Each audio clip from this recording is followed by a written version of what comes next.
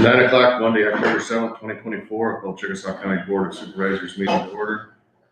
Roll call, Jake. Here. Travis. Here. Steve. Here. And myself here. Supervisor Kuhn is absent.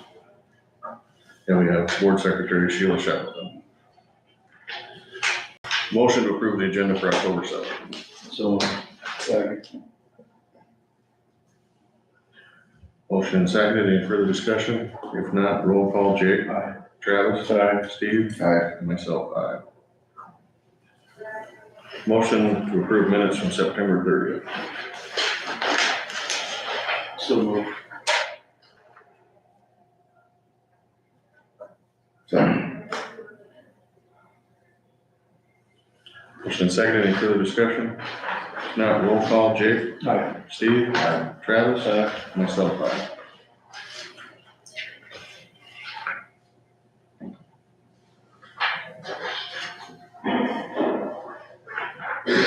I guess we can discuss the Chickasaw County Vehicle Operations Policy and the Heartland Risk Pool Motor Vehicle Policy.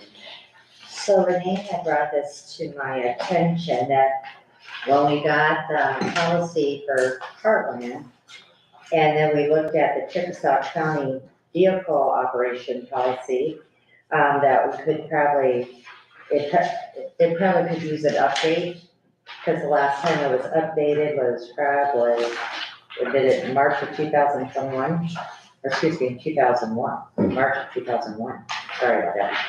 So I'm just looking for permission from you guys to say, yeah, go through it and, bring over, so Heartland already signed their policy and, that's already a done deal, but for some of their regulations that they have for our drivers that we put into our vehicle operation policy, so that it's already straightforward and everybody knows what's going on.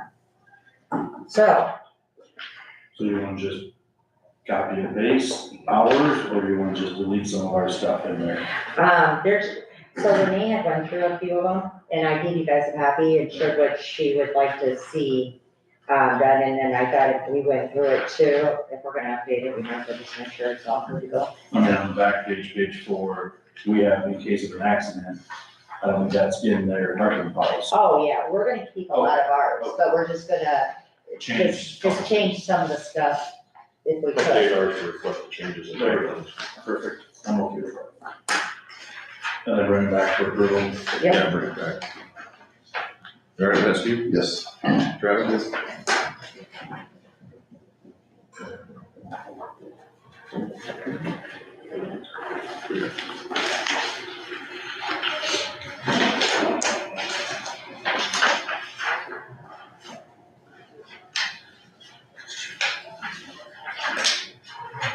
We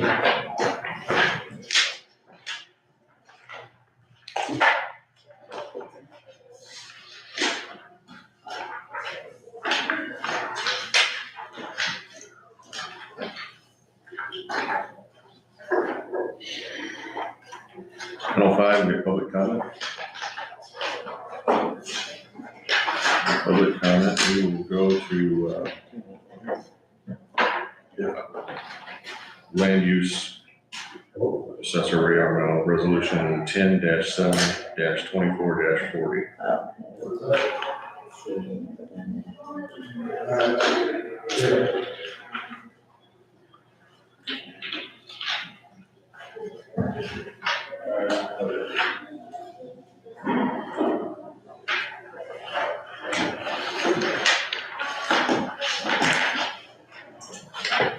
Okay, so Ray is not here today, and I told him I'd go through this. Oh, sure.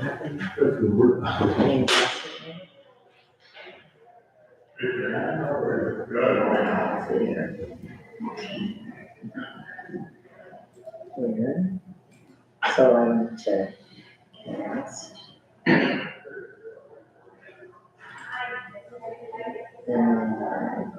Here's cast. Source. Should be cast screen. Okay. And then this one. Did that do anything?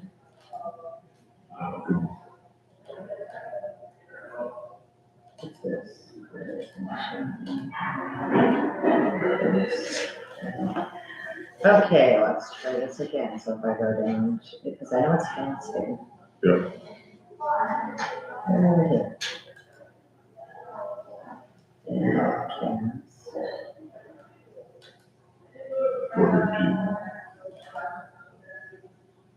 Display cast, oh, what's that? Should I stop that?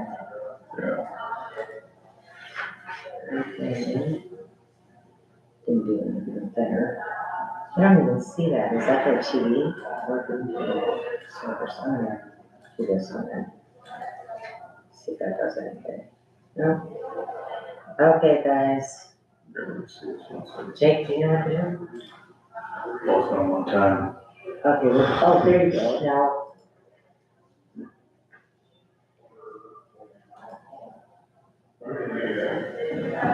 Okay, thank you.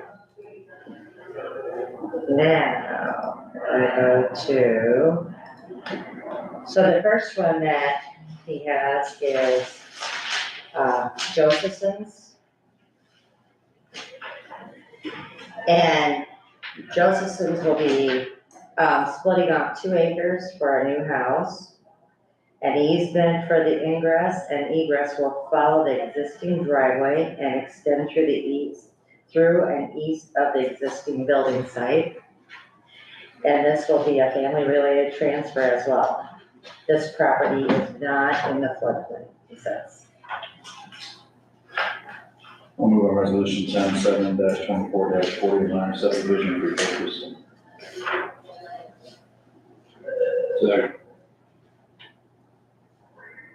Motion second, any further discussion? Not, roll call, Jake. Aye. Travis. Aye. Steve. Aye. And myself, aye. Resolution 10-7-24-41 minor subdivisions for Kroll. So the next one is, okay, so, Crow Properties is splitting off 6.5 acres directly south of the high school. It's creating an easement for the ingress and the egress off of Western Avenue over here. And the site is scheduled to include a pond. And it is within the 2-mile radius, and I do have a letter here from the city that approved it, and it's okay. And the approval by the boards will be, okay, subject to the approval being lifted, and this is not in the floodplain. I'll move on resolution 10-7-24-41 minor subdivision for Crow. Second. Motion second, any further discussion? If not, roll call, Jake. Aye. Steve. Aye. Travis. Aye. Myself, aye. Okay, let's look at that.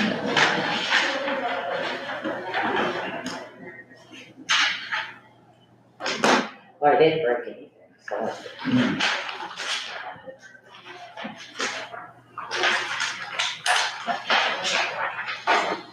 9-10, we got Treasurer Matt Weisbrand, Department Update, Quarterly Report. Yeah, so before apportioning, we had, just over 21 million for the ending balance. We're apportioning out this Friday, a little, $7,009,436 to our other, entities. So we will have just under $15 million after that disbursement. I think as of last week, it was 14,793,000 is what was left after the apportioning.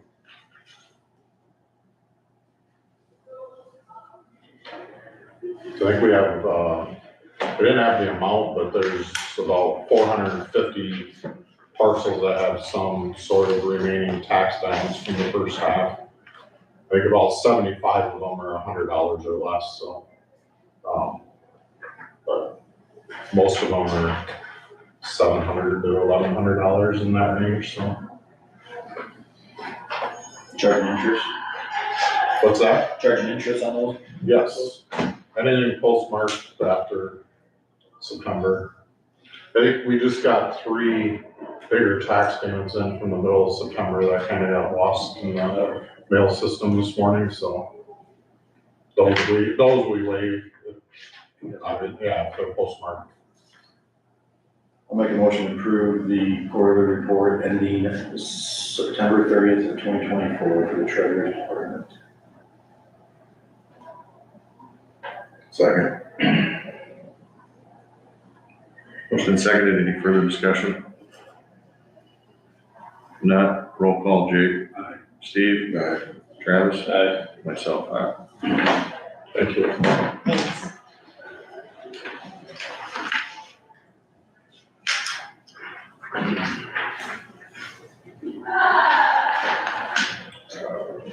Approve quarterly reports for veteran service reporter and auditor. I think I gave you guys all those reports, didn't I? Yes, you did, thank you. Yeah, so you had a chance to go through them. You would have had the sheriff's here, but, we're gonna wait one more week on that one.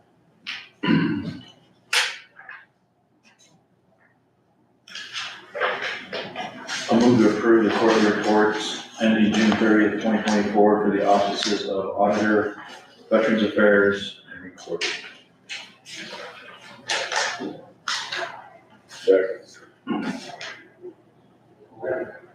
Motion seconded, any further discussion? If not, roll call, Jake. Aye. Travis. Aye. Steve. Aye. Myself, aye.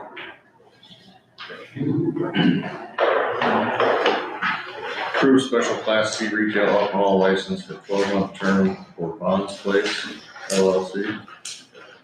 She has it says, Bonds Place LLC, it's for 12 months, and the ownership's 100%. Will go effect November 1st. Yep, and it's October 31st, 2025. Move to approve the special class C retail alcohol license for 12 months, term starting November 1st for Bonds Place LLC. Second. Motion seconded, any further discussion? If not, roll call, Jake. Aye. Steve. Aye. Travis. Aye. Myself, aye.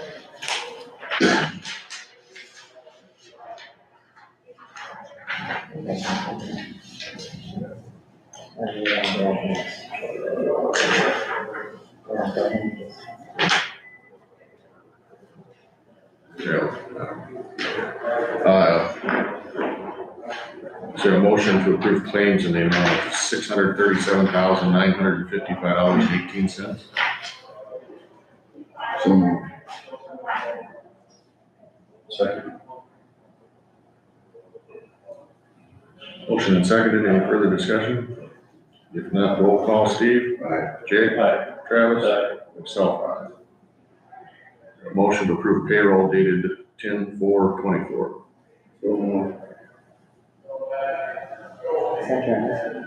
No, second. Motion and seconded, any further discussion? If not, roll call, Travis. Aye. Jake. Aye. Steve. Myself, aye.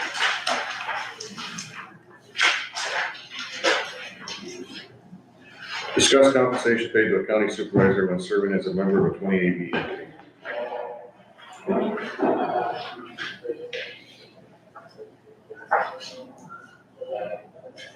I guess I brought up a public comment last week, so I'll just discuss it a little bit.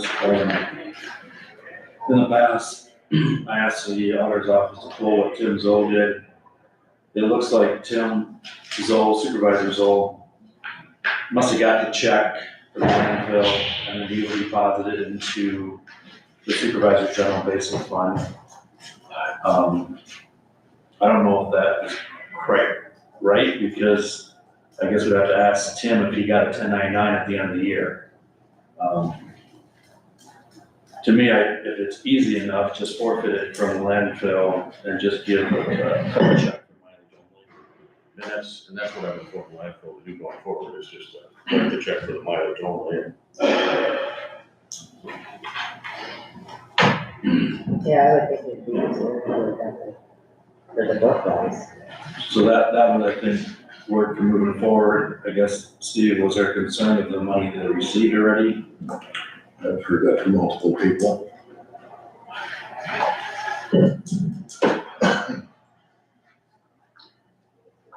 Do you have any idea, Scott, how much it would have been, or how much you received already to date? I'd have to go back and double check, but I mean, I can figure it out, like I said, I'll throw a number on it, what's that, it won't be. Because then is that a donation to the county, I suppose, or is that reimbursement, goes back to general fund? Well, I guess, and it might, I mean, I'll pay it back, if that's what the board wishes me to do, I'll pay it back, but I think it'll be paid back to the landfill, I don't know why Chickasaw County would think that that's their money. I would agree with that. Yeah, I would agree.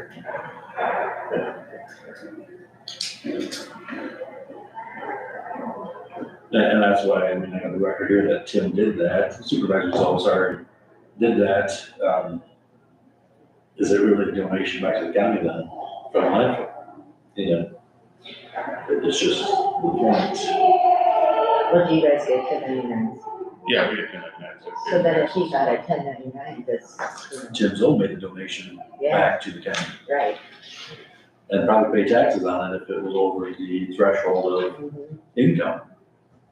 I Should be agree. paying taxes regardless of whether it's over the threshold, let's make sure we're clear here. Clearly, yes. But if the landfill would keep it, that would be, Yes, and I think if there's a payment back, it needs to go to landfill, not the county. Because how's that gonna show on the 1099 Well, yeah, exactly. and last year's taxes? I guess move forward and I guess Dave, do you have an opinion? If you want to So share? going forward, we're just not gonna take the payment for the meetings, correct? That way we don't have this in and out, back and forth, we'll just get the mileage reimbursement, right? Okay. I mean, it's up to the board, I mean, I think you had a good faith reason for taking it.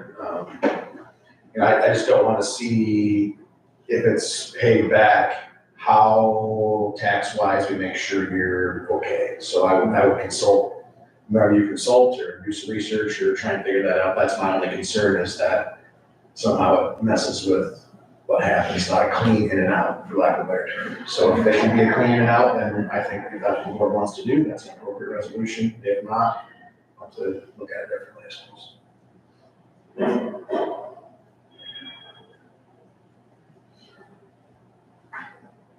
I'm okay to move forward.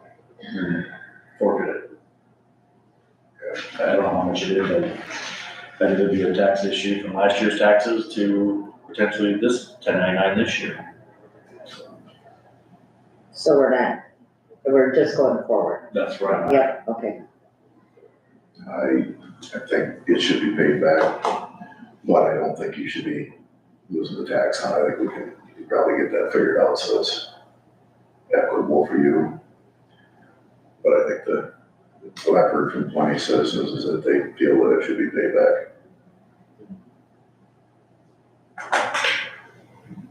Get back to who, Steve? I would say the landfill.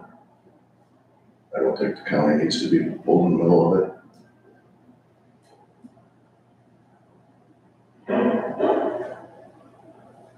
What do you think? Personally, I think we just, I guess I kinda agree with Jake, just move forward and you're gonna have, yeah, the tax deal, so.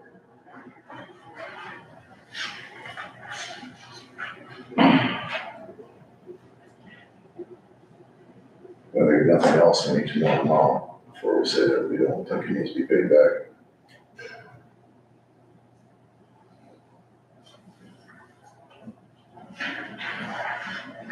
So just so we're all clear moving forward, the prior rep took the money from the meetings, cashed the check, and then gave the money to the county.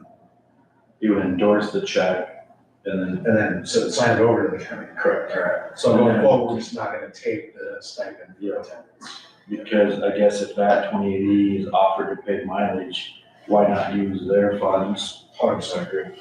Is that the county's funds? Right, If they offer mileage reimbursement. Agreed. So he's still gonna get a check in the landfill just for mileage. And I don't think mileage is a 1099, if I can remember. No, think so, as far as I know, It's a business expense to them too. because I know, that's the first, you're not first official district, I Mhm. they pay mileage. Yeah, but I don't, do. Northeast Iowa Community Action does too, but I've never submitted any mileage.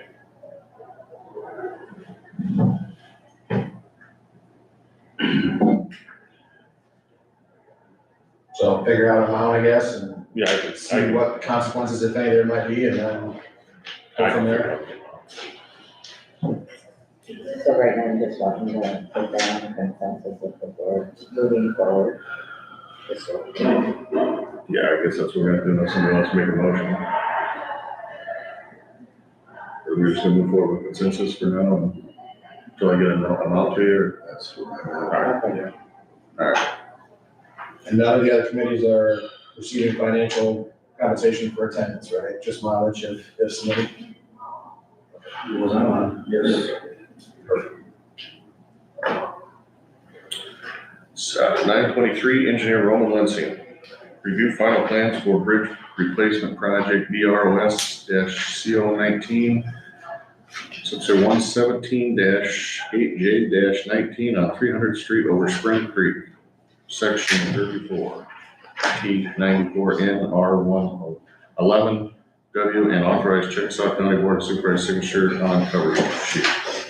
So this is a 90-foot slab. Liza did most of the work on it. She did a fantastic job. Basically looking for your guys' signature to turn into the DOT.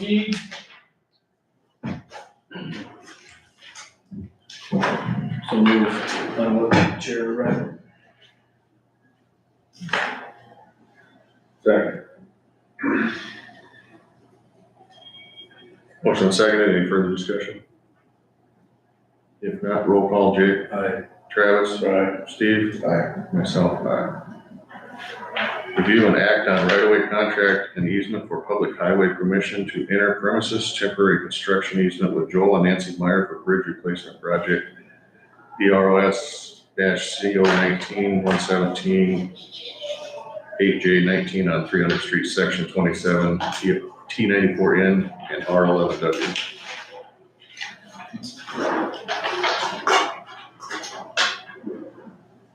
So this is temp easement as well as the contract for the permanent easement. Temp easement, you guys have gone through this before. Basically, we just seed anything that's disturbed if we need to be in that area. Of course, they signed all these already. The permanent right of way is 0.36 acres. By the resolution that you guys passed for right of way compensation, that's 7.28 multiplier on assessed value. So 0.36 acres at $7,632.28, which is that projected market value, comes to $2,747.62 for their portion of right of way that we need for ditching. Pretty typical stuff. So this is just for Scott to sign then, if you guys approve. I got them in orange there.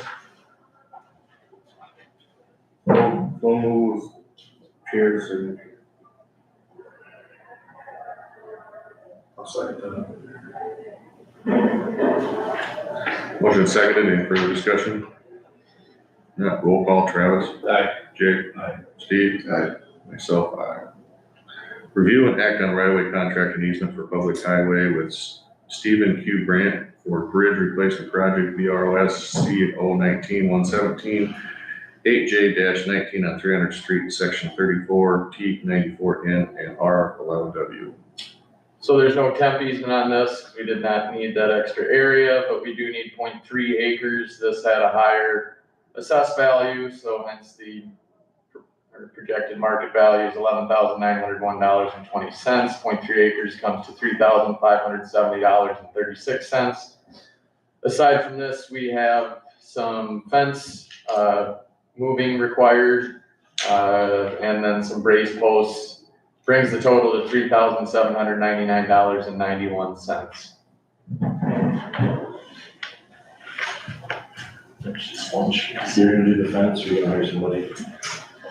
I believe that they are going to do it. In the past, we have done it where the landowner, high tensile fence, we've had it where we've hired a contractor and basically just paid that bill. Which I have a bridge I've been handling, we'll have some of that. Not sure if the landowner is gonna be able to do it or if we'll have to hire out. That'll be coming in the coming weeks. So move on the right of way contract, this is for public highway with Stephen Grant. Is that set amount $3,799.91? Correct. Certainly.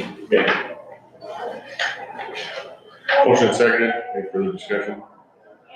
Not roll call, Jake. Aye. Travis. Steve. And myself.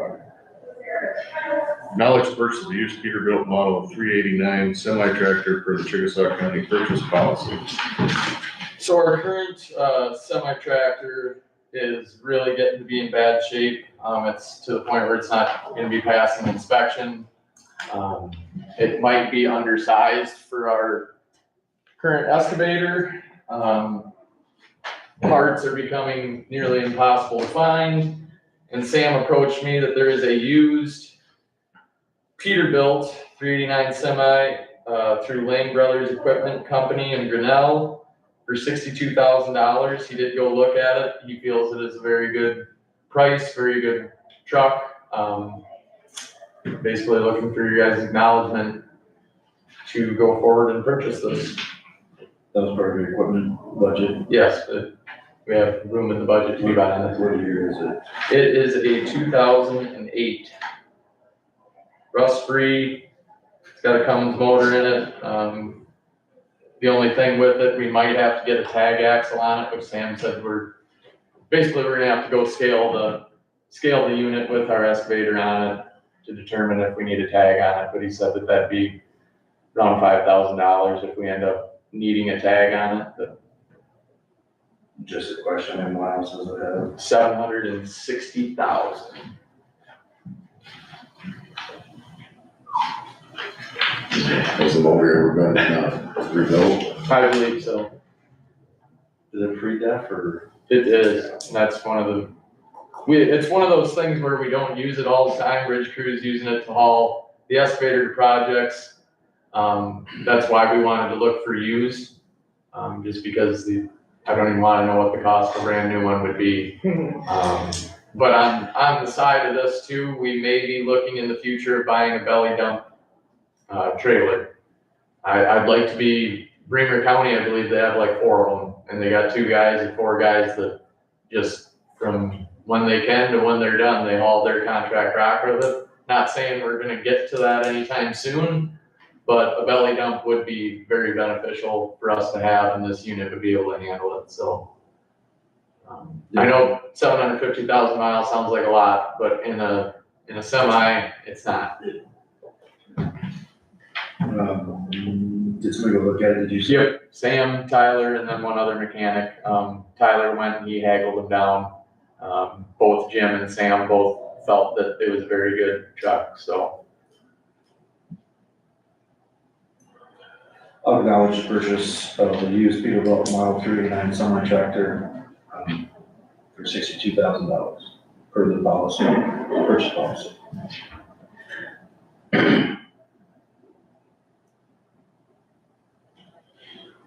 Second. You guys wanna see a picture? Try to sell the old one or? Yeah. It's got minimal use to us right now, especially, I mean, if we get this, there's no reason for us to keep that one, just with the, It's got a lot of chrome on it. yeah, shiny. Sometimes chrome covers up stuff. But the frame looks pretty sharp too. 6 months ago, you probably would pay another 20,000 for the same truck. Yeah, not true. Oh, the tires on it. Brand new. Oh. Brand new set of tires on it. It's long. It is long, it's a long way. Yeah.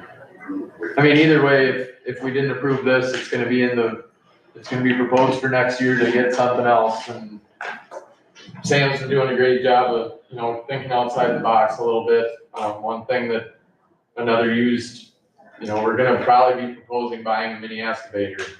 And I said, well, if we can find a used one, if it's in good condition, I feel like we should go after that.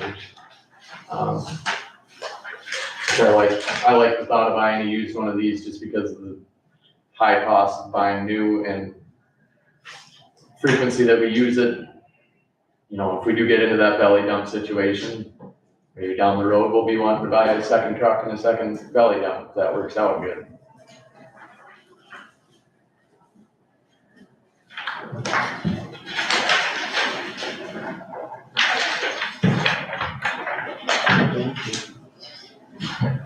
There's a motion second, any further discussion? Got roll call, Jake. Travis, Steve. Myself, department update. I'll start with last week. We did get our deck poured on Bridge 2870. Myself and Liza helped bridge crew, and we had 2 other guys out there. It's good we had the hands, because everybody did a great job. I advise you guys, when the project's done, to go take a peek at that bridge. Pretty proud of that one. They started grading last week. We'll get guardrail up this week. Hopefully, maybe get it open. We'll see. I think we can probably get it open this week. Aside from that, a lot of this stuff is gonna go back to the following weeks as well. A lot of brushing, spot blading. It's been dry. Forecast still shows dry. We need some moisture the guys have just been trying to get the trouble spots. We've been doing some spot rocking, not very much like full mile blading. But the guys did do a lot of brush. We are gonna start, round 3 of side road mowing. Some of the, with the long, turnaround from the guys that started to the guys that ended, some of those, Larry did it last, so Saudi probably won't see it round 3, but a lot of the other routes, we're gonna try to get them done because the weeds have gotten a bit taller. So round 3, we'll start on that. Cold patching, various locations. Last week we did, Floyd County was kind enough to let us use, they have a grinding attachment for a skid loader. And they have an insanely good operator with it. We grinded out a lot of the bumps on Mission Avenue, but then even on T76 and B57, it was able to grind down some of the concrete that's been faulting up. I think he did a great job. We're gonna go seal where we grinded this week. And then also the crews did finish crack filling on Caldwell Blacktop. They did a fantastic job on that as well. And then the sign crew did install the advisory signs at Zimmerman Quarry that Matt brought up. Let's see, on the contract side, Bremer County Line Bridge, that deck was poured, not last week, the week prior. Since then, they've been working on open railing. I did get check plans submitted for Bridge 2400 on the Caldwell Blacktop. Got the engineer's estimate in, Army Corps engineers 404 permit was approved. We will have wetland mitigation credits that we have to purchase. I was maybe gonna suggest if we had any extra from our Kenwood project to utilize it for that. Just with the amount of right of way that we need and these wetland mitigation credits, it might require a budget amendment. It could be way down the line, but with construction not being able to go over, and these are parts of construction, it wouldn't be asking for any more money. It'd be basically taking out of our carryover or shifting it from another item. But I know Jake mentioned something about getting that money devoted to something. I guess that would maybe be a suggestion. We don't have to go with that. I just figured I'd keep you guys in the know there. Me and Liza did stake that out on Friday, the right of way at that bridge, and did a little bit of talking with the landowners to the north and south. Hopefully get more of those negotiations finalized this week. Of course, you guys approved the plans and the right of way for Bridge 0270. We had our pre-con on 924 for Kenwood Avenue. Kroll indicated that will likely be done in spring now.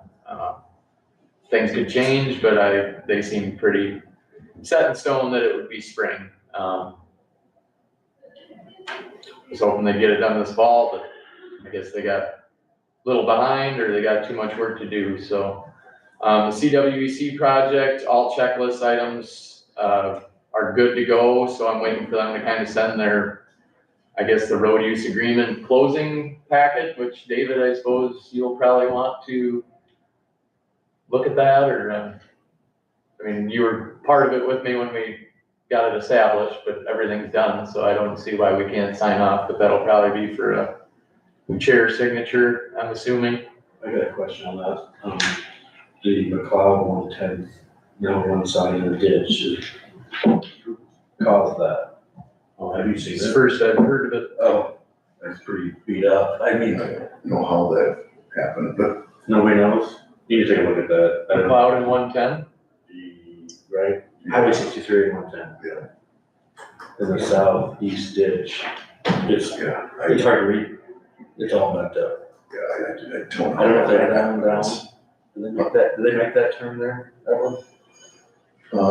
They did, but it was, I don't think it happened until the summer.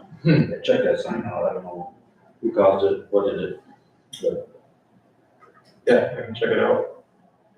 Iowa DOT's Highway 18 bridge, I got indication that they are hoping to be open on October 11th.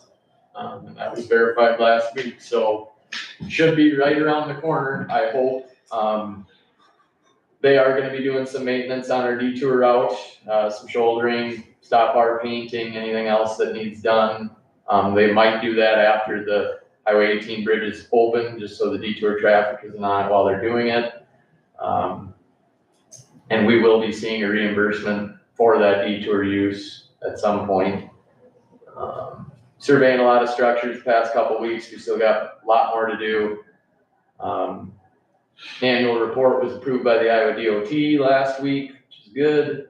I did submit Bridge 2770, which is on 140th Street east of Beaumont, over the Wapsie, and then Bridge 19680, which is on South Lynn down here, a smaller structure, to the IKEA Grants Committee for a CHVP grant coming up.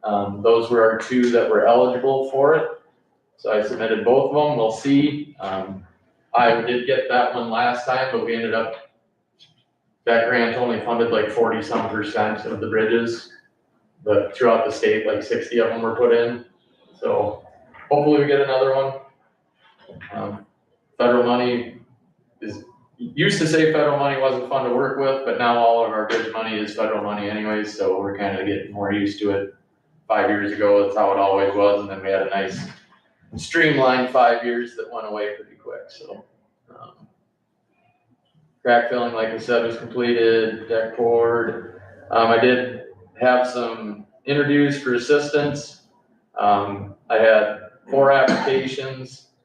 I interviewed 2 and selected 1 out of those 2. Both were very good that I interviewed. I would take either of them, you know, snap of the finger. I'd like to hire them both, but I know that's probably far-fetched. The one I offered it to did accept, tentatively late October start date. I'll be approaching you guys about that probably next week. There was a 6-county meeting that I attended on 9/26. Steve was also there, pretty good meeting. We did install manure pipe crossing, and I will be bringing the tile crossing and manure pipe crossing policies to you guys too. I've just been really busy. I know we kind of set it in our opinion, so we've been following that practice. That it hasn't come up since anyways, so. Our new Ram 1500 was delivered to the shop, which that'll be kind of our survey vehicle. We're kind of in-house building some drawers for the back of it to house all of our equipment. Instead of, some of that stuff is insane how much it's costing. So we're kind of building it ourselves, and Jake is doing a really good job at the shop there.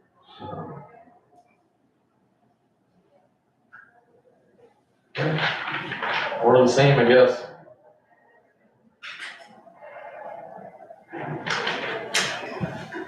That's all I got. The bridge down on the county line. That's our section of mile in there, right? Correct, it ends basically at the bridge for maintenance. that bridge. We've got the east 7/8 of that section, so the bridge is basically on that 7/8 line. Here's my question, the east side of that road, pretty much been abandoned. Yeah. For 4 or 5 years. How much work is that gonna? It's in the contract. Or you mean all the way to Pembroke? Yeah, Well, we got a spot rocket, we got a spot rocket. well, it looks like a dirt path, so that's. I'm sure weeds grew up in it once you get some, I wish we could get some moisture, but if we don't, I guess we'll have to go in there and scratch it just the same, but Yeah, hopefully, once you get the weeds that have grown up off of it, you still get, I mean, it hasn't gotten much traffic, so the aggregate down there should be pretty good.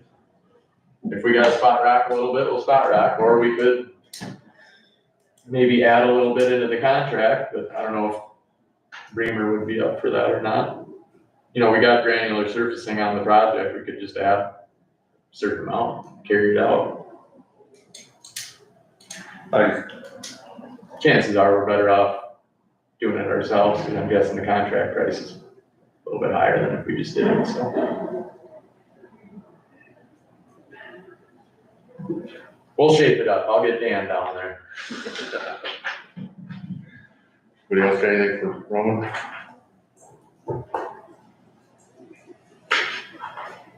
Thank you. Thank you guys. Thanks. Any assignment updates?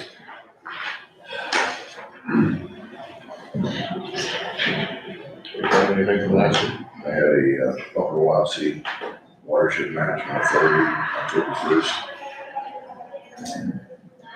Run into what we run into a lot of these committee assignments that we have no quorum, so can't vote on anything, but they were gonna vote on we formally adopt new funding formula, and we couldn't vote on that. And then they had a presentation was flood reduction benefits on road structures. They talk about how they can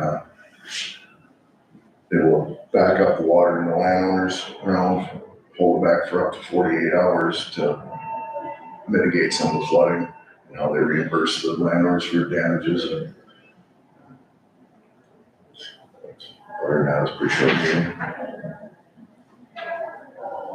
Anybody else have any meetings last week? We had a landfill meeting Tuesday night.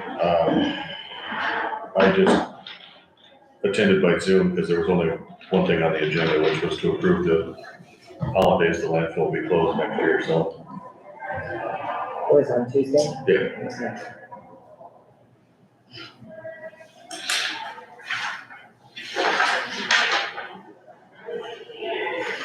Any future agenda items?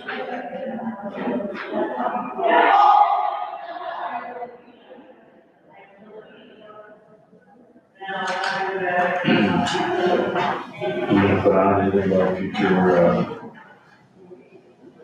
next fiscal year budget work sessions? Yeah, I was gonna maybe try next week to put something about just discussing a schedule going forward for budget as far as who we need to visit with. I know we need to talk to Denise and stuff, so I was gonna put something on the agenda for next week.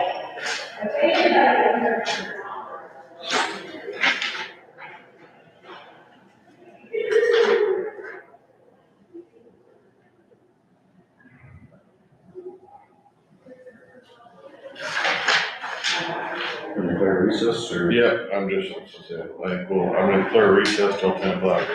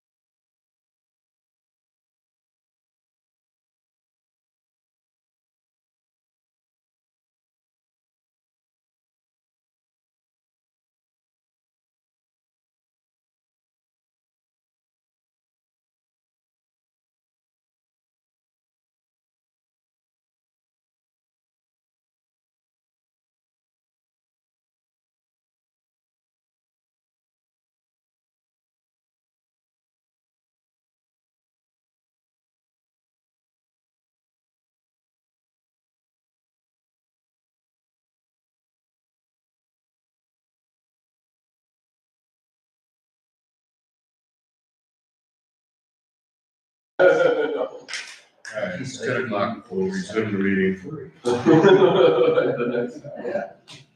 Approve resolution 10-7-24-42 CWEC Urban Renewal Plan. It's a resolution determining the necessity and setting the dates of consultation and a public hearing and proposed CWEC Urban Renewal Plan for the proposed urban renewal area in Chickasaw County, state of Iowa. So I was looking through this on page, I'm assuming our monitors, on page 5, is this set for October 15th at 10 o'clock in the boardroom? No, this is October 15th is when they start the, what does that say? Page 5. Yeah. But those are the meetings that start with Ray when he goes to To the cities. Oh, so that is not the public Yeah, hearing. December 9th is the date for the public for the hearing. public hearing. So Ray's gonna go to all the meetings?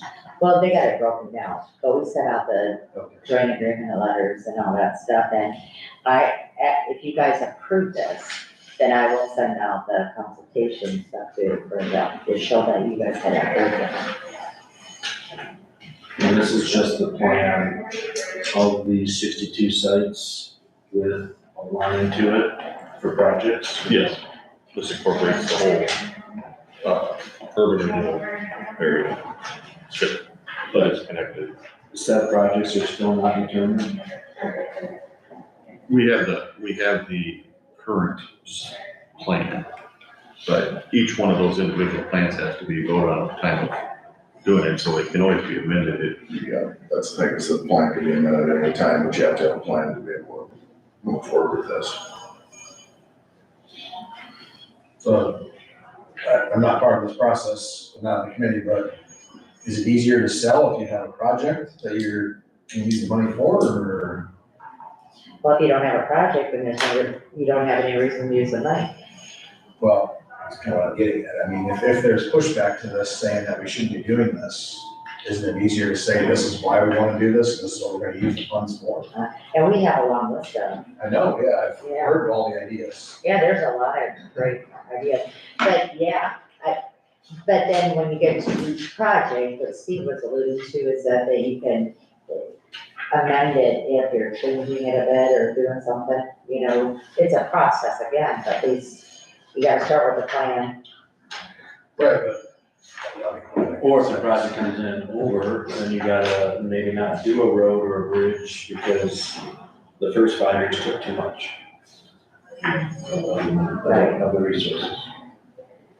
So are the projects listed in there the same ones as the ones that we talked about a few weeks ago? Yes, there would be that, That list.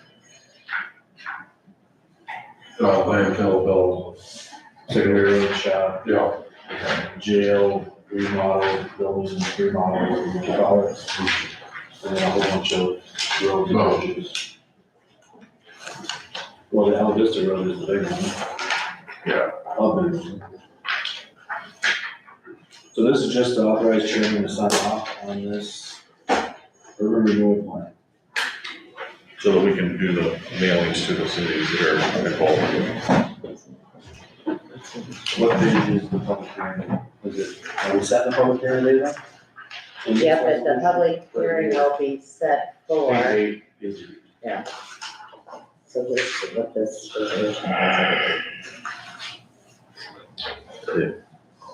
So, in my cheat sheet from Ayers and Cooney, the enclosed resolution proceeding directs a number of required steps, including setting the date for the consultation meeting on the proposed plan, directing notice of the consultation meeting to be mailed to all affected taxing entities, designating the county assessor or his delegate to conduct the consultation and provide responses to any recommendations that are made. 4, setting the public hearing on the proposed plan. 5, directing the notice of the public hearing to be published, and 6, directing that copy of the plan to be placed on file in the office of the county auditor for public inspection.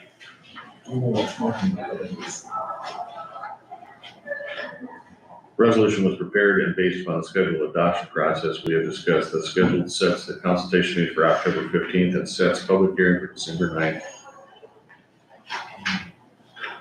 So just two questions so far. Is December 9th, this room big big enough? If we see a crowd, we probably have a chance to move it then. We don't want to move it then, but it could be a bigger public hearing than most of them. And the second one is, are you gonna be part of that, Scott, as chair to attend some of these or all of them? The assessor? Had said I would attend, as many as, and I'll attend over one of them. It's just, I thought that the supervisor that represented that district should also be, you know, like the New Hampton one or Fredericksburg or wherever. That's why I kind of noticed too that we break it up. So we're just listing the assessor, but he can also go with Yeah, his delegate or his designee When do those start? next week. So do you guys feel like I mean, this is not as a slight, but do you have enough information on this to answer questions from the public? Are we prepared for that? Do we have a FAQ or a cheat sheet of some sort to explain this process and make it simple for people? Because can be complicated, and I'm afraid once misinformation gets out there, it takes hold like always. So I would encourage you to be as proactive as possible. Maybe have something to hand out at all these meetings to put down all those people who are gonna come in and say, well, I heard X or I heard Y, or this is gonna do A and B, and not be true. I would agree because only two of you guys were on the committee. I guess I'm gonna ask Travis, you know much about it? Must be a no. I'm still trying to figure stuff out. Yeah, because you had a list last time of all the city councils you gotta go to, right? yeah. And who's gonna go to the school district yet? Is that totally not with this packet? Who's gonna line up that one? Well, that should be part of this. Yeah, I'll be, I think I have a waiver or whatever I have to fill out with the mailing, but the city, the schools will get part of this packet that I'll be sending out here.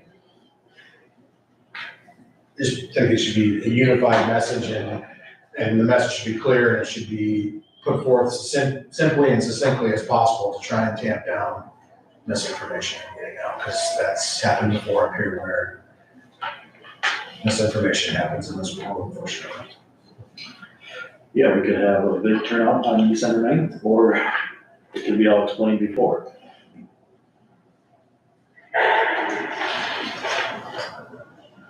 You think you or Ray or Steve can get some kind of bullet point?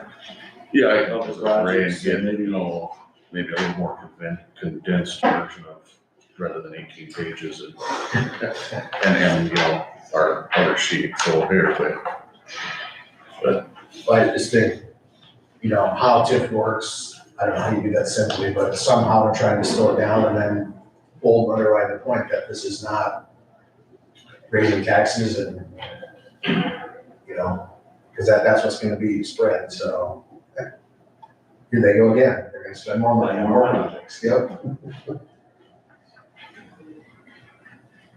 Do you have to go to all the councils? So you gotta do all the cities' tax bodies that have, if we do a road project, say through Alvesta, Alvesta City Council needs to be on board. Well, it's, their renewable plan is, if you're within 2 miles of any city, then you have to meet. So it's all- It really is a technicality because it isn't gonna do anything with their taxes. It's just, you're within 2 miles of them and then you have to. Is Lowell the only community city that won't? Will they be within 2 miles? Yeah, well, that's from. Fredericksburg's on the list, I'm not sure if Waller was. Yeah. Ash was not, I didn't bring them. but pretty much everything else in the county except, and Elma. Oh, there it is, page 4. So Alvesta, Bassett, Allen, Fredericksburg, Ionia, Waller, New Hampshire, Croton. So it would not be Nashville. And You said Fredericksburg's listed. Just So just national, Nashua. just national and Coleman? We added Alma and Groveman outside of the county because they got roads up to it, Okay. within that 2 mile Shoot range. them up, okay. So national's really the only one we don't have to go through. Yeah, it looks like.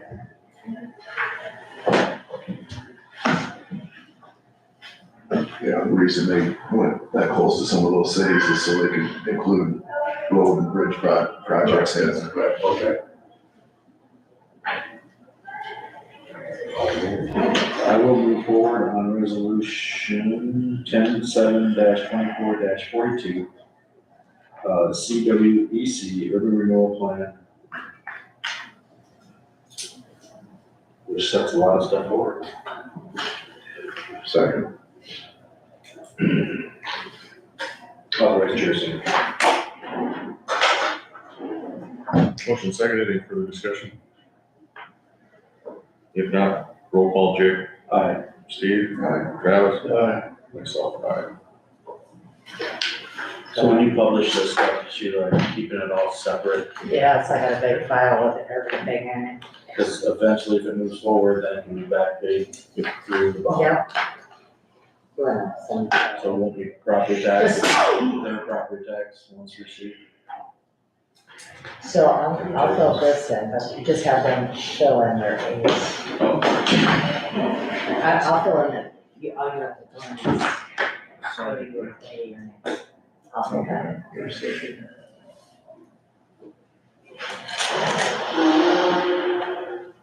Well, 2 lines, there's only 2 lines, we just. Just spend your name. Yeah. The year. 2 on each name. Yeah. Cause I'll fill that in on the top part, cause that's supposed to be my motion. It's 10-12, EMS Director Joel Knudsen, quarterly report, department updates. Morning, everybody. Quarterly report submitted. Yep, we got it. How'd you screw up?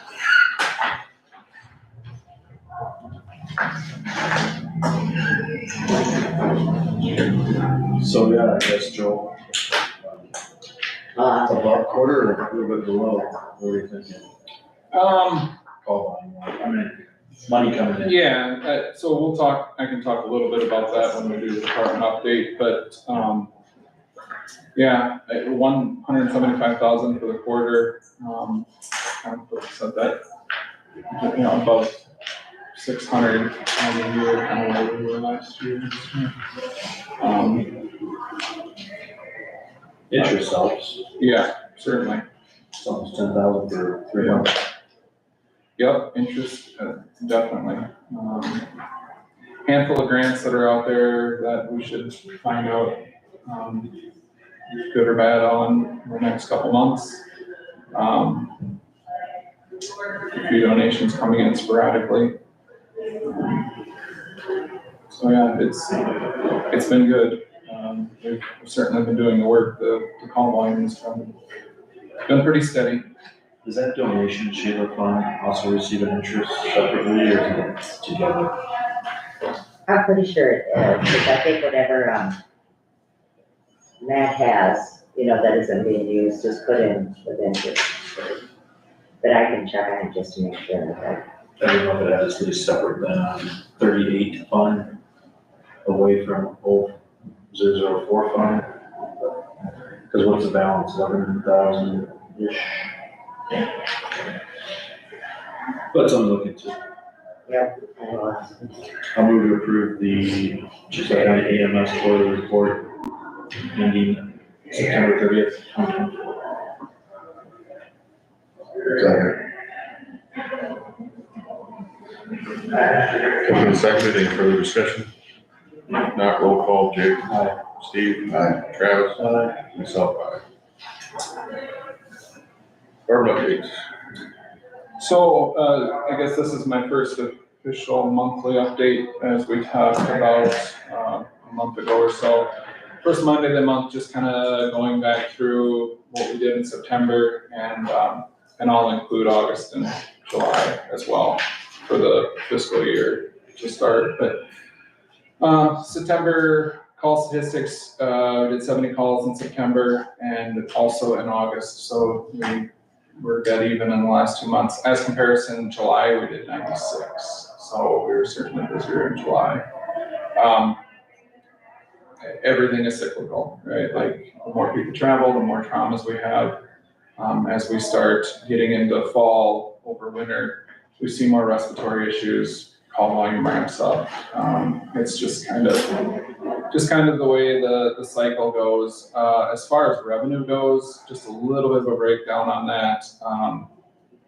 Month of September, we brought in 105,000 roughly of between transfers and 911s. Compared to August, we only brought in 20,000, almost 21,000, and in July, just shy of 40,000. So, keeping in mind with EMS billing, you're always months behind, right? So just because we did 105,000 in September doesn't mean that they were all call volume related. We're always 3 to sometimes 5. And the other day we received from a settlement from a motor vehicle accident, we received just shy of 5,000 from one incident. So it's so hard to predict when the money is going to come in, and just why that it does when it does. Something I thought was pretty interesting, in the first 7 days of October, we're almost at 20,000 in revenue for just this month. So it's so hard to predict where things, where and how the frequency they come in. As I understand it, PCC, our billing company, they send off the invoice to the insurance company either denies it or pays it. The insurance company tells their clearinghouse to cut the check. The clearinghouse could sit on it for a month or more, and then they send us a whole bunch at once, or they send them individually, and it's very, very sporadic, unfortunately. You can't say, if we're targeting to most likely make $640,000 this year, we're gonna make $50,000 a month, all spread out. It's just unfortunately not the way that works. So, I guess some other things of note, to date, we've turned over 137,000 roughly to our collections agency. They're in the process of sorting through them, validating the debt, going through all the steps that they have to go through. I can't say that they haven't gotten us any money, just from the standpoint of sometimes like to think that when they get a letter from a debt collector that prompts them to pay the bill that's been sitting on the table for the last how many months. If that bill gets paid back to PCC, we don't, the debt agency wouldn't know anything about it, and it just got paid. I have a feeling that's happening because all of a sudden we have gotten paid from some claims that have been hanging out there for quite a while. So obviously that's the best of both worlds, because then the collections agency doesn't get their percentage, and then we get paid. So other than that, still in the process of applying for the GEMT additional payment. Met with the consulting group last week virtually, planning on meeting with them again tomorrow morning to finalize everything before it gets submitted. Once we reach an agreement between myself and them, I'll bring forward a contract for you guys to look over, Dave to look over, to sign in with them. They do a 3-year contract, much similar to like what PCC does with their billing. And again, it's a percentage. They take a percentage of what the total that we would get paid from that additional subsidy. That percentage ranges just depending on how much money we make. So if it's $100,000 in revenue, it might be 7%, and that's an arbitrary number because we haven't discussed that yet. If it's only 50,000, it might be more, so forth.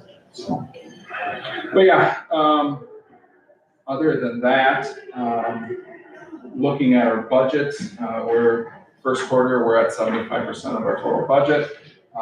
Keeping in mind, 75.07%. Keeping in mind all of our insurances and everything, liability, that came out the first quarter, so should be by far our highest quarter, for that kind of expenditure.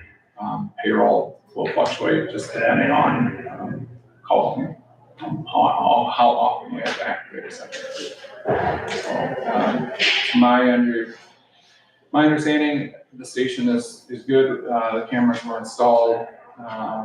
Jeff and I are still working on a login and maybe putting up an additional screen, for viewing the cameras. There's just a little bit of, we need to work out where we want to put it. Thankfully, the fiber and everything has been run, so we can put it in pretty much any location we want, because most outlets are hooked up with Cat5 or whatever the correct cable is. I'm not sure. I guess that's all I have. Questions for me?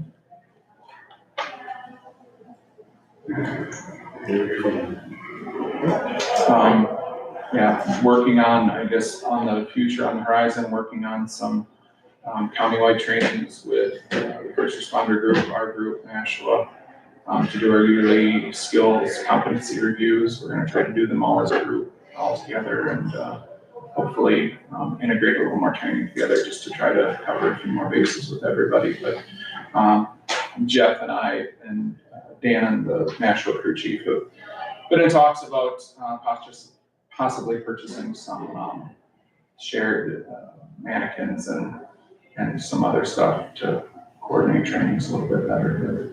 But I guess more to come on that. Just letting the board know that our staff is doing well and continuing adequate trainings. Anything else? Thanks, Joel. All right, thanks. 1022 Conservation Director Chapman, knowledge purchase of forestry mulcher, skid loader for purchase policy. So you guys should have gotten the handout, I hope.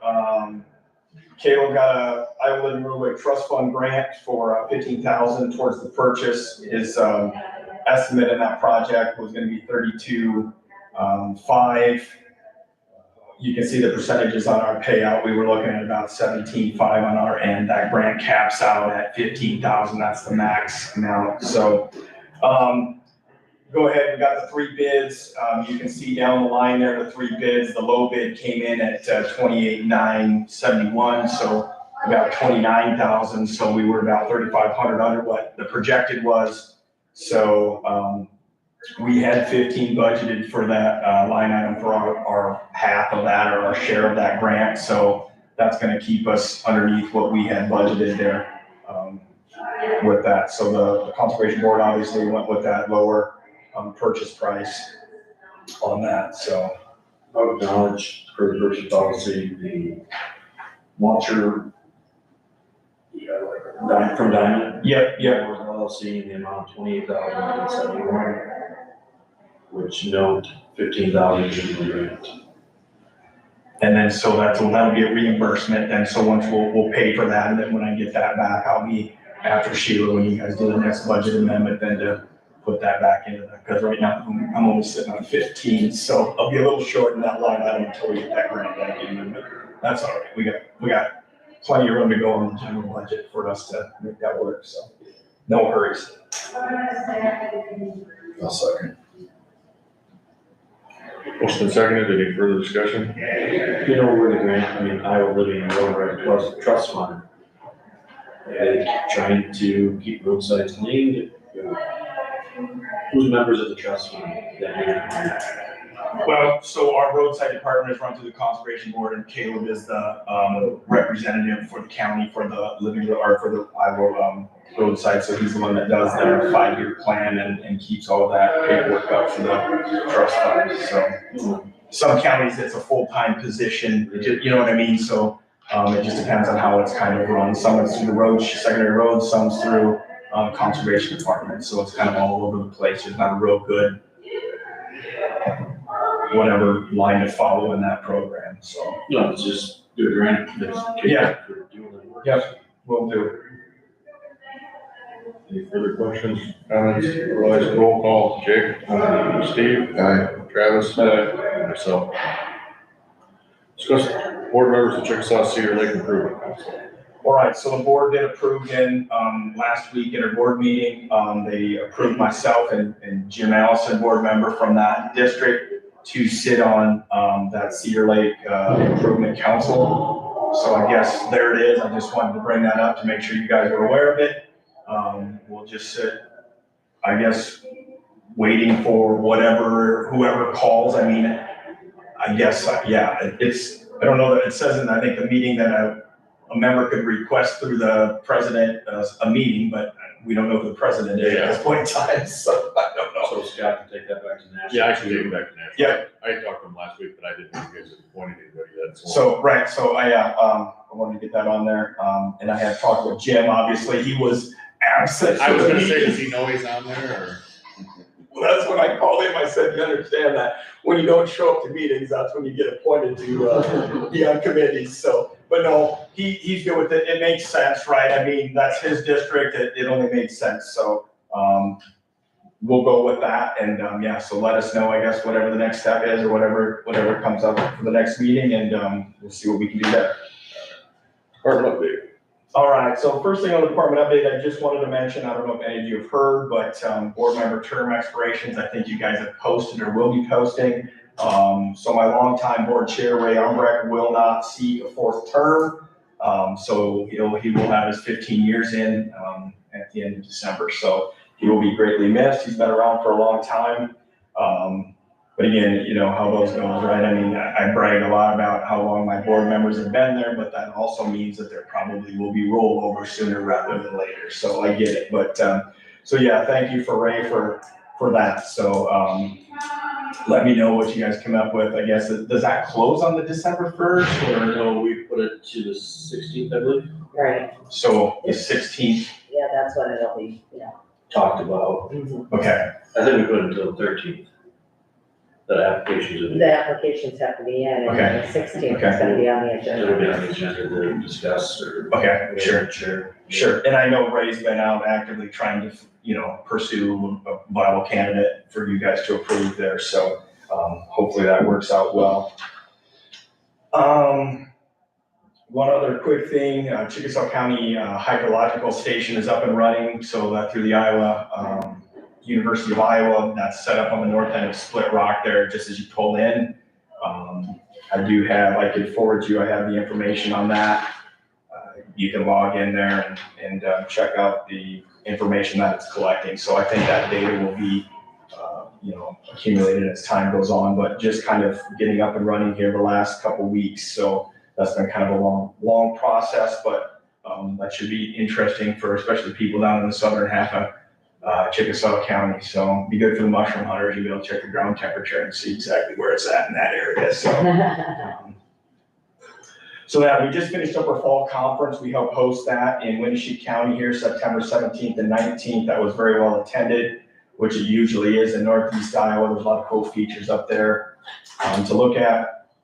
The board has approved a camping lease for 2025 next season. We didn't change anything but some dates.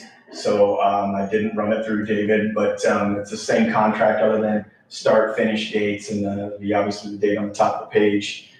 So we'll get those out to our people that are there. We have all 11 sites filled this year. We'll see who's gonna come back. I think we've got a waiting list of 7 or 9 people that would like to entertain that next year. So not a lot will be done until the 15th of January. Now that's when they have the time to get their contracts and their deposits in for that. So things seem to be going well with that. Along with that, camping revenue is going along well. We're still open. Airport was $1,700 this weekend. Split Rock was about $428. So our camp post is Shelley has left us at Split Rock for the season. So we'll run Split Rock for one more weekend. We'll close that down right now on the 14th, that following Monday. Our historical numbers really drop off after the second weekend at Split Rock. So we'll be closing that park down the 14th. It's still open to use anybody, we're just shutting the water off at this time, so. And then airport will run as late as we can, obviously, Mother Nature will determine that, but, yeah, that was $1,700 again this weekend. Overall, we're down at airport about 10,000 from last season. Only about 2,500 from the previous year. We had that inflation in there because of the wind turbine thing. So I'm pretty pleased with those numbers. I mean, we're only down about 2,500. And then the opposite side of things, Split Rock is actually up about $30,000 at this time, according to the last couple of years. So we're basically a push, as a department overall on camping revenue, which is really good, because I know talking with some other counties, they're starting to kind of see that drop off. I think we've all been waiting for the COVID bubble to kind of burst, and we kind of sidestepped that last year with our wind turbine project. So things are going well there. Again, we'll hold on to airport as long as we can. Working on the weed commissioner report, working with Joe, we got to file an annual report. So hopefully within the next few weeks, I'll probably be up here again with that report for you guys to approve, so I can get that sent in to IDALS. Also working on the annual report from the Conservation Board to present to the Board of Supervisors. The Conservation Board members all got copies of the annual report last week at the meeting. So they'll go through and proofread and see if there's anything that they want to add or subtract from that. And then once they approve it next month at the board meeting, then I'll be up here to present that to you guys for that annual report. And then our shelter project is off the ground now and going. They've started working on construction this past weekend. So I think that's going to be nice. It looks good so far. We've got the main posts and pillars all put up. So hopefully we'll be able to set some trusses and work on the rafters here in the next week or so. Justin and Caleb have been working on brush removal. They did spend a couple days at the old landfill doing some brush removal. The next section on my thing here is a landfill update. I'll just go through that real quickly while I'm here. I've been in contact with Todd from HLW Engineering. When he had come up and inspected those wells here to be removed last season, there were some of them that are pretty brushes, kind of pretty good. So I told him that we would mow those open. So we have the skid loader and the mowing unit down in there. We got most of that brush removed. The only two that we don't have cut open for them to get into is the very two on the far north property line. Talked with the landowner to the north of us. Once he's done, has the corn out, we're more than welcome to come in through his property and then just poke straight south into those wells. I don't save us cutting a lane clear along the north end of that property because it's pretty thick and steep in there. We can't really access it from our end unless we come up around off the road. So he's been very, very helpful on that. So we'll open those last two up. Todd is hoping to have the drillers on the schedule for November. So hopefully sometime in November, we'll see those removed and capped and, those piezometers put in. And I think all that contracting and stuff was approved by you guys, I don't know, several months ago. So that is still moving along and hopefully we're still headed in the right direction on that. But Justin and Caleb did spend a couple of days down there locating a couple of them. I don't know how the heck they found them. I mean, some of that brush was thick and there's enough foliage on the brush right now that it was crawling around sometimes to find it. But anyways, we should be good there. Been cutting back branches and brush on fire breaks. The nice thing about the rental tractor is they get a little squirrely if we put any scratches or dents in the leased tractor. So that kind of forces us to keep that stuff pushed back and cleaned up. So that's been going well. They obviously help with the fall conference activities. The live animal room, we're putting a new facade on our live animals with our snakes, turtles. So that's coming along. I've been using their carpentry skills to help us with that. Obviously, the last bit of mowing, they're kind of waiting right now. We'll do one more complete round. We kind of like to wait till after the foliage is all dropped and the leaves and mulch that stuff up and keep it cut nice and short. So hopefully the leaves blow off and end up elsewhere. And then obviously, I've spent some time on this, grant and then getting some bids and stuff like that for these, the forestry mulchers, so. It's always kind of an exciting time of year for them to kind of park the mowers and get off of that routine. Matt is just finishing up last week. He had the last couple of fall field trips out to the nature center. He as well has been working on some botanic design and stuff like that, in the new animal displays. Worked at fall conference. He helped lead the kayak and canoe float at the upper Iowa there a few weeks ago. Fall Hunter Ed was 25 students. That was down a little bit. He's prepping right now. We do have our annual Halloween hike. That'll be October 15th. He's got 6, 6:15, 6:30, and 6:45 sessions. Anybody that's interested in that, please call and register. I think they try and do about 25 in a group, but he's been taking calls on that already. So that's always a pretty popular fall activity. Just finished up with our annual Dutch Oven cook-off last week out of Airport Lake. I think he had 8 entries on that, so that was a little bit more than it was the year before, so that kind of continues to grow as well. And then he's been working with Mason Hubert on our timber management plan that we're trying to get established for Twin Ponds Nature Center area up there. So if you're good, I kind of got the landfill update. If you don't have any questions, I'll go into the timber management plan. So we've been housing, obviously, the forester from the DNR. So Mason in his spare time.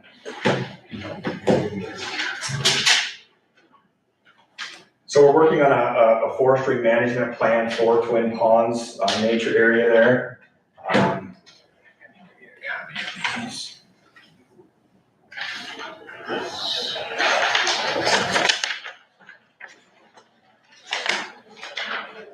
Yeah. I haven't got anyone for this. I know. See, I'm learning as I go. So the kind of the big ticket item here in those areas is we want to do a clear cut. So we've got a couple 5-acre clear cuts that we're proposing to do. Obviously that can be kind of a scary word for some people. October 23rd at 6:30 at Twin Ponds Nature Center, we are holding a public meeting for anybody that is interested in that or wants to learn more or wants to come and tell us why they don't think it's a good thing, or if they want to come and learn more. We're open to everybody that wants to learn about this and discuss this. So the goal would be basically we'll go in there and plant seedlings through those areas. Mason and his staff, they will mark the areas to be harvested. Those areas that are clear cut, we'll mark in, and we'll go in and they will help us bid that out for harvest.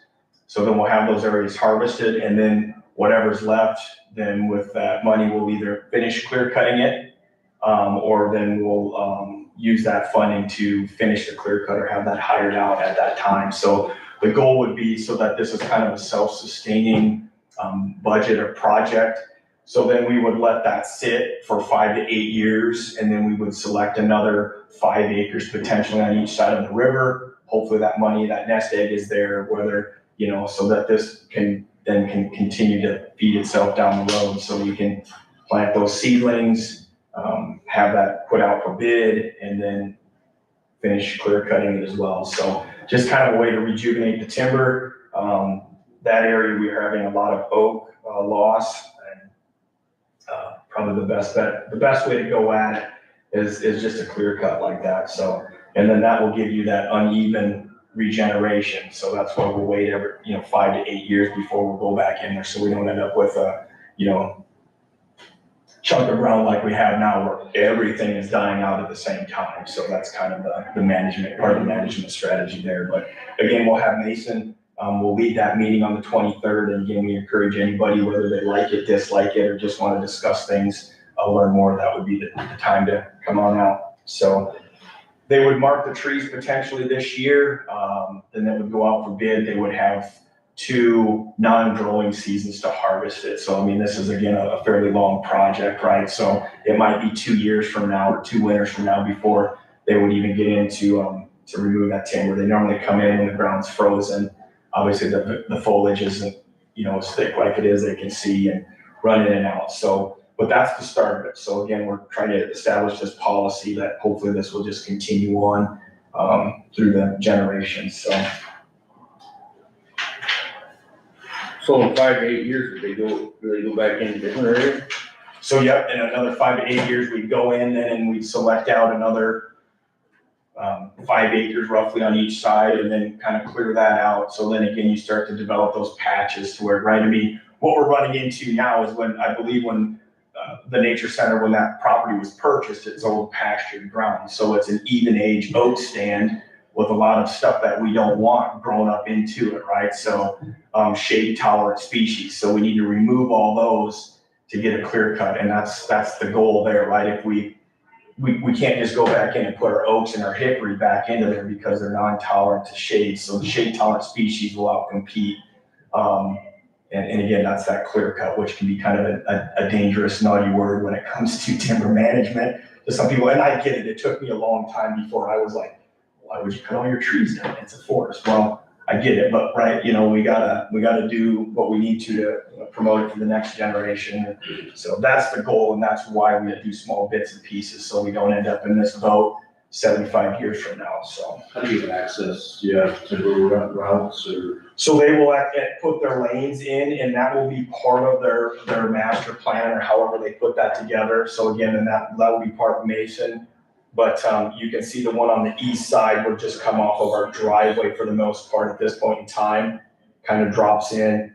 And you can see we've selected 2 sites that are fairly far away from the road to get things started because, but the one there on the east side is River Road is going to be fairly close. You'll be able to see that from that side. So, but that's part of their thing is how they would access those sections, and they'll get that kind of mapped out as well this winter. Will it be gravel? No, as far I as, didn't know if you would have a path then. so, I mean, it'd just be an old logging road, right? And I think that's the big part of, right, obviously, the Wapsie splits the 2 sides that we're talking about, so it's pretty wet and mucky. So that's kind of why they give them 2 non-growing seasons to get that out, so they can get in there, hopefully. I mean, last year, we only had maybe a foot of frost, and who knows in some of those timber areas, I don't know if we had any frost in, heavy timbered areas. So that's kind of why they give them 2 winters basically to get in and out, so they don't tear it all the heck out while they're doing it. So, but yeah, good questions. And Mason would have more knowledge on that if you guys have an opportunity to show up on the 23rd. So, Would you have to budget for this, expenditures and then sale of the timber would cover? so the goal right now, Jake, and I don't know for sure how we're gonna pull it off, but either we'll backfill with the timber sale, but the seedlings would be fairly cheap, and they have an individual, I think, one of their individuals that they'll contract out will plant them for like $1 a tree or something like that. So we're hoping to either through I think we have a little bit of money in our land acquisition and development fund, or figure out, the goal would be to try and get it paid for this go around, and then have that money set aside in that land acquisition development fund, so that it will kind of self-fund itself the next time. Then we'd have the money for the seedlings, put it out for bid, and then if we have to hire somebody to clear cut it. So this will be a tough one to budget through, and we might have to rob a little money ahead and then backfill it when we have that timber harvest sale. So that's kind of the goal there. And I just thought if we could get that established and the money's there, that kind of helps push that project going forward, so it doesn't just kind of stagnate with these 2 little sections here. That's pretty much everything that I have. And again, I'll keep you posted on the landfill. Sounds like things are going along. We'll just keep having them take that. We'll drop down, I think, once a month leachate here as we enter into the winter months. I did submit a small bill, like 177 from HLW. I'm imagining part of these phone calls and emails back and forth on next steps and getting those things wells. But so that'll be coming through your claims, I would guess, the next time they submit claims for you, so. Just a question on the background part, an update about the camping grounds. camper myself, we all do that. Is the board ever gonna move more, costs? You can't, just because everything else goes up, like electricity and wages and mowing and mowers. Yeah, I just don't like seeing big jumps, you know, right, $2-3 a year, because everything keeps going up. right. We didn't really discuss that a whole lot this year. Obviously, we did briefly on the, seasonal sites there. So yeah, I don't really know what the board would be thinking there. I could give you my 2 cents. I think when we made the last jump a year, 2 years ago or something like that, was it 2? 2 already, I would say. Yeah, you're right, because last year would have been, I think, second year on the seasonal sites, so. We're kind of right in that window where I think if you look at the counties around us, would be the thing, right? We kind of fit, I think maybe Howard is a little bit more than us, but, they may have a few more amenities that they offer up there in their one big park. But, as far as the rest of it goes, I think we're kind of right in that sweet spot right now, but yeah, I don't disagree. Just something to look into, I mean, seasonal, we all know, they keep them plugging 7 days a week. Right. The way to do that probably to be fair would be to have each site metered, and I just, You can't charge them differently though for that. well, if they were metered, you'd technically be able to then, how it's done at a private campground, right, then they would have to pay on top of their base rate, then they would pay the amount of electricity that they used. So that would be, how that works, but I haven't looked into what meters would cost us and all this and that, right, so, Just something to remember. no, I don't disagree. So, I mean, and again, these things are nice learning curves, and I was all in, when we started this project, but then you start to get into things like this and, yeah, I get a few phone calls about people, hey, what's going on, da, da, da, da, da. So it also generates some headaches is what I'm trying to get at you, to be politically correct. So yeah, I figure until we have to call David in, we can navigate this situation, but at that point in time, we'll probably look at it pretty heavy and maybe get rid of it. But yeah, it's been a good revenue source for us the last 2 years. And like I said, I think the bulk of the 11 that are there would like to come back, and I think we've got 7 or 9, I think, on my list that are interested in coming back or would like to get in for next year. So that's kind of the difficult part of it, so. I mean, just, it's a comment, some people are selling their houses and living out there.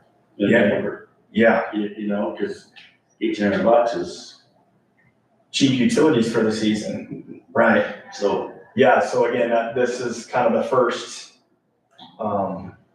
we've ran into this, like I said, things, you don't think of on the front end of these things. Yeah, Just keep it in mind. sure. No, I don't disagree. I've had that discussion a couple times already in the last month or so. Thank you. Anybody else got anything for Chad? Thanks, Joe. Thank you, Chad. Any other future agenda items? If not, is there a motion to adjourn? Boom. Second. Been seconded, any further discussion? If not, roll call, Travis. Jake. Aye. Steve. Myself.